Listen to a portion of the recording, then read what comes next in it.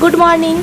আজ একদম সকাল সকাল বাড়ির সামনে যে আকন্দ ফুলের গাছটা আছে সেখান থেকে কিছু ফুল তুলে এনে সোমবারে আমার ভোলানাথের পুজোটা দিয়ে নিলাম।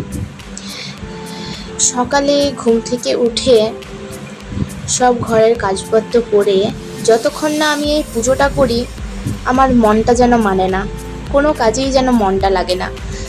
তারপর স্নান টান সেরে চলে এসেছি খাওয়া দাওয়া করতে। আজকে মা বানিয়েছিল সেদ্ধ ছোলা সাথে আলু। আর তারপর চলে এসেছি টিউশন পড়াতে।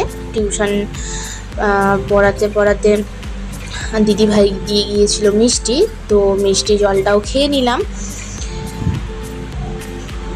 আর এদিকে আমার স্টুডেন্টেরও মোটামুটি সব কাজ হয়ে গেছে, আর ও কাজ করতে করতে আমি ওকে যে হোমওয়ার্কগুলো দিয়েছিলাম সেগুলোই দেখে নিচ্ছিলাম, আর কি চেক করে নিচ্ছিলাম যে কোনো ভুল করেছে কি না।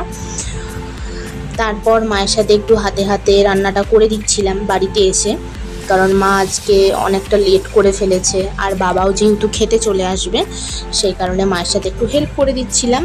আর তারপরে গিয়েছিলাম একটু পাশের বাড়ি কাকিমার কাছে।